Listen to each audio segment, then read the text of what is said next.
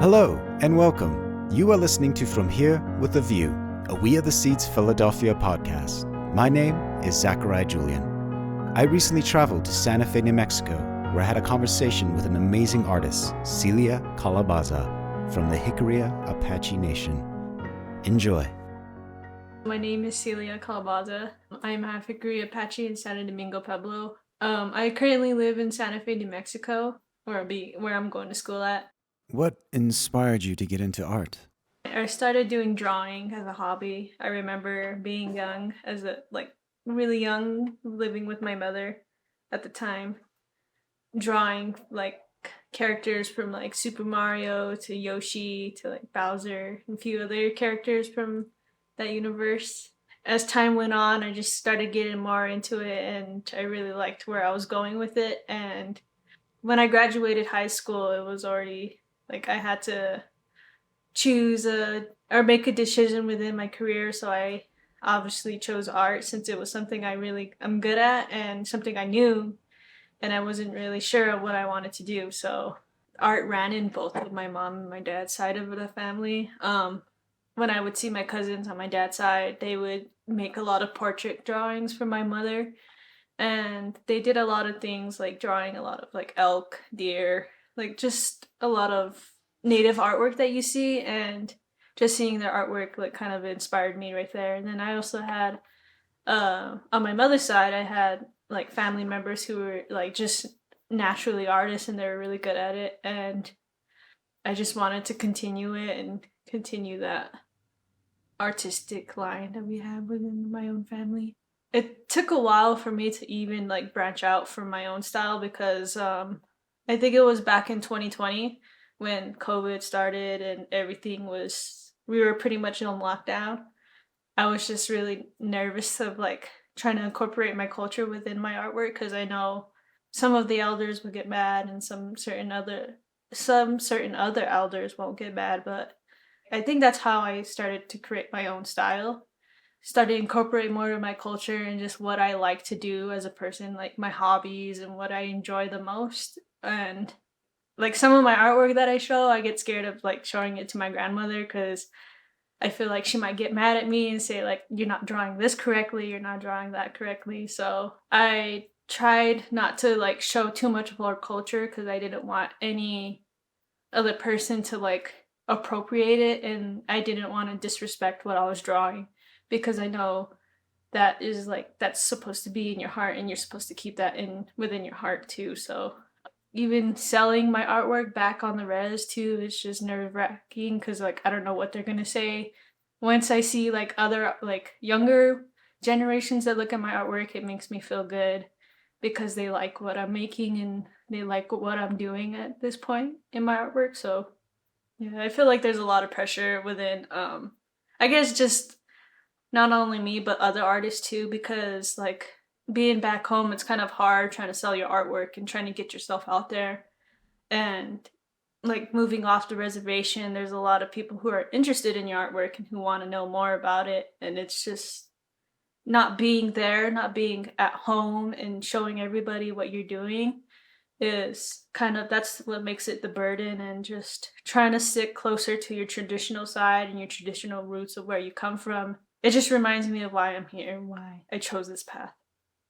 I was mainly influenced by mainly my Hickory Apache side because I know for San Domingo and it's just a lot of many of the artwork is not really shown, or we don't really show a lot of our traditional sides because it's meant to be secret and like meant to be like not to show out to the public. It's only for tribal members and those who live on the reservation. So I didn't really want to disrespect disrespect the teachings that my grandma told me, and she said that to keep this within your heart and not to show it off. So I mainly seen a lot of pictures of like my mother. I didn't really know that much about her before she passed away.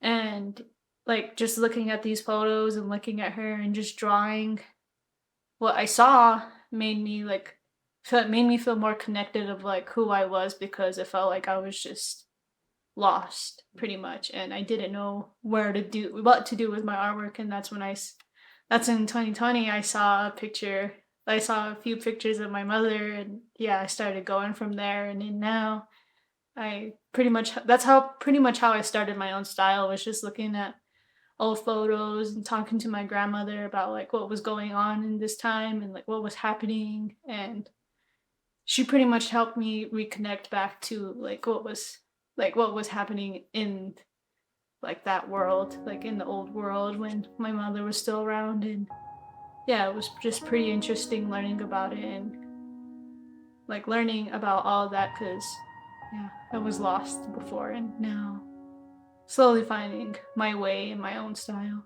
So my mom was a part of the Jicarilla Apache Centennial royalty, and it's actually kind of crazy how she participated in that, because they would travel all the way from like Eagle Nest, New Mexico, and then they would make all their way from like Eagle Nest to Angel Fire, then to Taos, and then cross the river, the Rio Grande, and then they would have to go all the way to ABQ, and then make their way back up to Dulce. And it's all a wagon trek, so they pretty much had to ride the horses the entire way. And just hearing my auntie tell me about that, and then hearing my grandma tell me their stories and how it was happening, it was pretty crazy just learning about it, because it's like I didn't know this existed before. Like I knew my mom was a part of royalty, but she didn't really talk about it that much.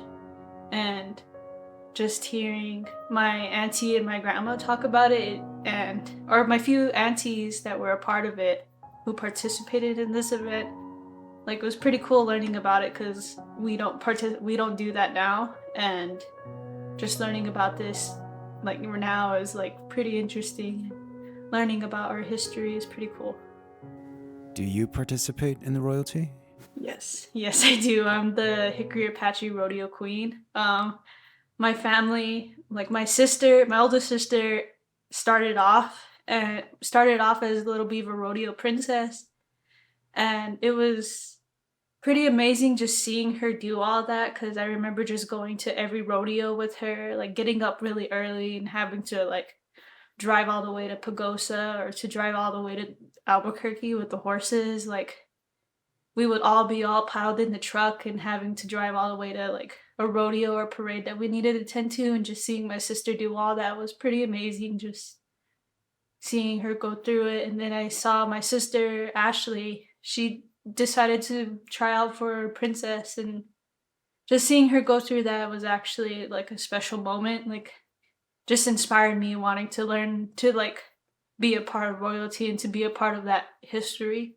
I decided to try out for a Little Beaver Rodeo Princess, and I think I was the 64th annual Little Beaver Rodeo Princess. So I like tried out 2 times. I had it once, and then I had it in 2018 and 2019. I was the Little Beaver Rodeo Princess. And then now I'm the Little Beaver Rodeo Queen. So pretty much it feels like it just runs in our family, and it's just, the crown has just been a part of our family. So Little Beaver is an annual celebration that we have every 3rd weekend of the July. It was Red Ryder and Little Beaver. If you guys know the BB gun, then the Red Ryder BB guns, it's pretty much from there.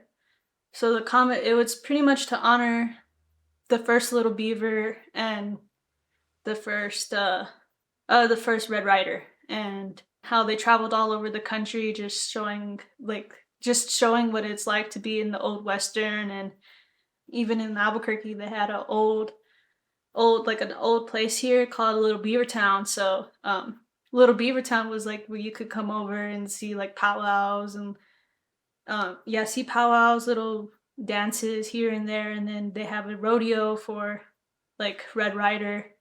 So within our own community, the tribal council wanted to do something for Little Beaver to honor him and his name, so they decided to have their own celebration for him. What I had to go through while trying out for the Little Beaver Rodeo Queen, I had to really prove my horsemanship skills, because Little Beaver was really connected with his horse, and he did a lot of events with his horse in it, and they wanted to continue that within the royalty. So I guess during the auditions we had to really prove our horsemanship skills, and like we had to show them that if we were able to take off of the horse's saddle and put it back on and be able to like name the parts of the horse, and having good public speaking and just knowing your history and your culture, and like learning, like knowing the parts of the land, the parts of the lakes, and who were also a part of the tribal council. So I had to remember that, and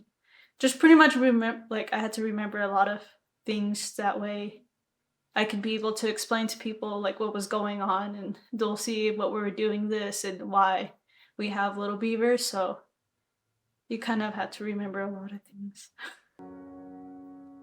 I attend school at the Institute of American Indian Arts, where I'll be receiving my bachelor's in studio arts and my associate's in Indigenous Liberal Studies. The Institute of American Indian Arts is a contemporary school for a lot of Native artists, and including like other artists who are wanting to go there. I know a few Mexican Indigenous artists like to go there, and I think it's pretty interesting seeing the diversity there. And I feel like within the art world, there's a lot of people who are exploring, like connecting back to their traditional roots, but like exploring more of the contemporary world. That a lot of the artists, like Indigenous artists that went to school there, like it was pretty much them that paved our path, and then we went to school there, and then now we're exploring more of it and showing the outside world what we have in our traditional cultures. Like a lot of artists there are sometimes disconnected from their culture and don't really know too much about it. So going to school there, it's like it's showing you those other artists, that you're not the only one that's like not that you're not the only one who's disconnected. Like there's other people, and we're trying to find our way back. And those who do know their way, they're like they don't mind showing, like telling you like, well, oh, like this is what's happening, and this is what you can do, what you can't do. IA is just like exploring yourself, exploring your artwork and what you have, and exploring your traditional and your like ancestral knowledge of what you like what you have. Like being there like really helped me out a lot, and like expressing myself and not really criticizing myself too much, because I know before when I started painting, it was really hard for me to accept, like looking at a painting, it would be hard for me to like accept it and say like, oh, there's something wrong with it, there's something missing, like I don't really like how the way it's coming out, and I don't like what I'm doing with this art piece. But other students there will look at it and they'll be like, oh, what's wrong with it? There's nothing wrong, like it looks amazing. And meanwhile, it's pretty much all in your head. Like it's pretty much me going against myself.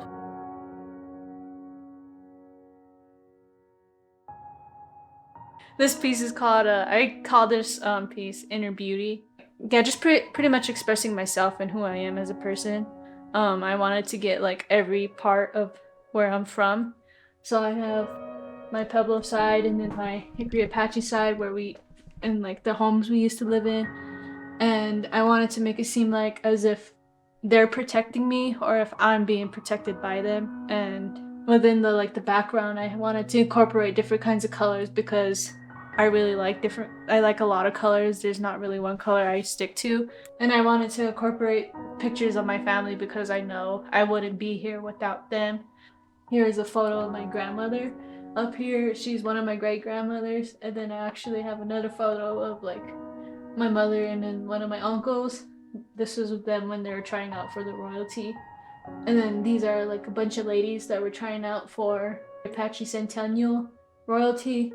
I wanted to get that incorporated within there, because I wanted to show like just the beauty of what we had to do and what we had to overcome to get over these challenges. So yeah, I just wanted to express that history, and like the history of where I come from. That is me right there. This figure is actually me. I wanted to get me in like an Apache style dress, because that's pretty much how I view myself in, and I wanted to express that a lot. And it has little burns on the dresses, and like on the bottom part it has horses right here. Within my family, we're like really big part of like a horse people, and we pretty much like I pretty much grown up with horses. I did a lot of riding when I was younger, and it didn't feel right for me to forget about all that. So I wanted to incorporate it somehow in some way. And I wanted to do a little figure as if they're running across like the dress. And that was a part of like the dress.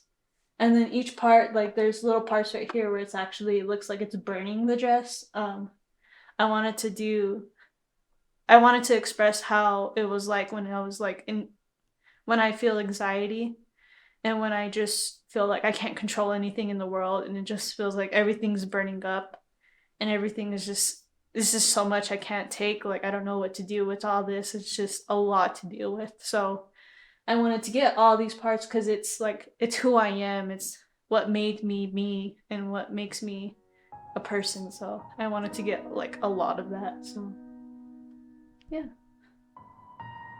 I call this piece Always With You. I wanted to express like my inner child and having to heal my inner child. It was pretty much kind of hard in my teenage years. I pretty much had to grow up really fast and had to learn a lot of things right away. It was kind of hard for me to be able to express my childhood because I just had to grow up so fast, and I wanted to express its piece of like what was like having to heal and just going through the healing process of healing my inner child. So I wanted to do a piece of like right here. This is actually me in the middle as a younger child and just how it felt like when my mother passed away. It was just like the world collapsed and I didn't know what to do. Like everything around me was just like it was gone. Like I lost like my whole entire purpose. Like she was my hero, she was my savior. And I just had to learn how to not have her around. So I wanted to do a piece about that and just pretty much what it was like. And like it felt like I was always alone. Like I was just never like when I was crying and I felt alone, it was just felt like it was just only me. But in the background, I wanted to express like all of my ancestors and like both my Pueblo side and my Apache side. I wanted to get both sides of like them supporting me, whatever I was going through, and just pretty much that them being with me and not having me to be all by myself and not always alone. So I wanted to express like the knowledge and wisdom being handed down through them and being passed through me. And I wanted to pretty much encapsulate that because a lot of my artwork is not really talked about. Like my inner child is not really about that. It's me, like I wanted to get something that was different and just how I felt at the moment because I was kind of going through a lot at the time, and the only way I was able to express it was just painting it out. And then yeah, and then the figure right here is actually me now, like as like me becoming an adult and like being able to take care of myself when I was younger, being there to like watch myself. Like even though I felt alone, I was never alone. I always had myself and I always had someone to look towards, and that was me. So yeah, that's my piece. All right, so we're going to start talking about your print working. This is a new venture for you. So what inspired you to move away from painting? Challenging myself to make something other than like paintings, because normally I would just do print paintings and then I'm done. Like I make another painting and that's it. Meanwhile, for like printmaking, it's a whole another different process. Like you have to think, like kind of reverse like your way around it. For printmaking, it's like a whole nother different story. So I just really enjoyed it and I really like where I'm going with it, and I can be able to print multiple things of my artwork. Some like people who want to buy my artwork, I want to be able to show like, hey, I made this. Like each print is different, but they all have a story. They have their own story. I was making this print. I did it out of lithograph and wood blocks, so I had to kind of like think the other way around of how I would paint. So normally, like when I drew this, I had to like carve all of this out and like leave the little details in there. That way I could show the details within the house and the details within like the background. I just call it Chilly Nights. I wanted to express how it would look like while it was snowing in the Pueblo, so I wanted to do like a lot of adobe houses and how it would look like. This is probably much different to the other print I have back there. This one is also the exact same woodblock print, but it's actually with different paper. The paper was actually able to allow the ink to go right on top of it smoothly. I don't have a name for it, but yeah, this one's another woodblock print. This one's actually my last print that I did, like one of my last prints I made. And this was actually a photograph of one of my grandmothers. She participated in a lot of rodeo events, and I wanted to just like encapsulate that moment and capture just that beauty of her, like that moment of her being a part of the rodeo. So on the basket it says Danjo. To introduce ourselves, we are like to say hello within the Jicarilla Apache language. It's Danjo.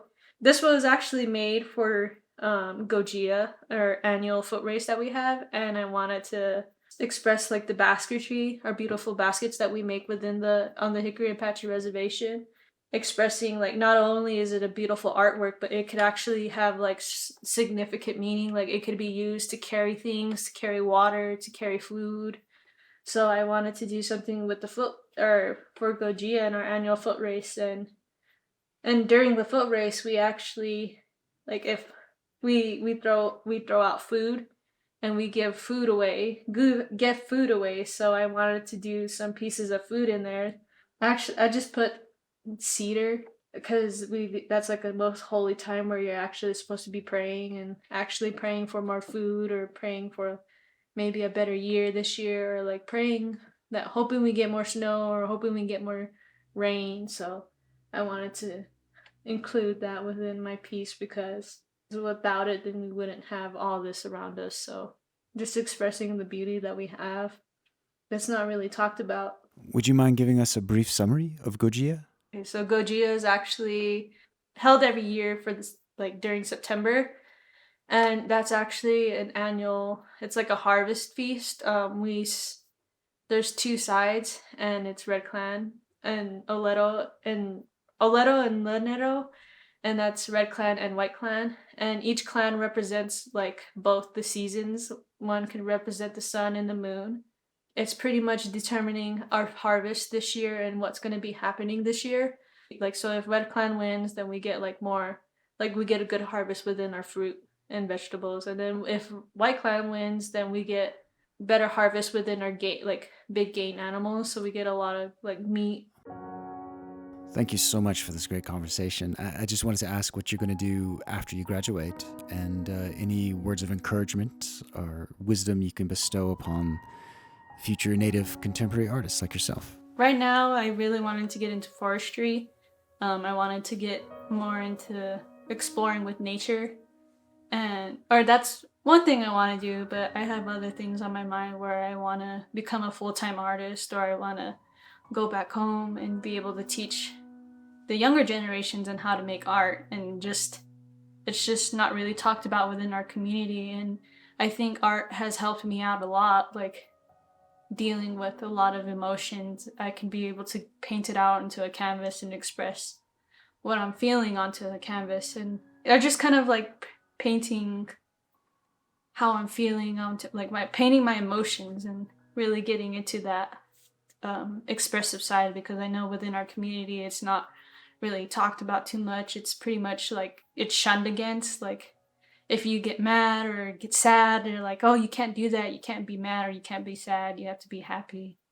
And I want like youth within my community to be able to express themselves, be able to like paint like how they're feeling, and then paint how they're feeling and what's like going on through their mind. So if you're unable to like process what you're feeling, not able to like communicate how you're feeling, I would explore art, because it's not really good to just keep it hidden away and not talk about it and just say that you're okay when deep down you know you're not okay. You don't have to make it as like a professional thing like me, but like as making it as a hobby, just having little paintings, little crowns, little colored pencils just to have on the side, and then explore it. Ihe'en to the Institute of American Indian Arts, the Jicarilla Apache Nation, and Celia Calabaza for taking the time to share her story, art, and inspiration. For more information on her work, you can visit Art of Celia on Instagram. My name is Zachariah Julian. Thank you for joining us on this episode of From Here with a View, a We Are the Seeds Philadelphia podcast. From Here with a View, a We Are the Seeds Philadelphia podcast is produced by Michelle St. John, with music by Zachariah Julian and original logo art by Jason Misa. This podcast is funded in part by Independence Public Media Foundation. For more information, please visit wearetheseeds.org.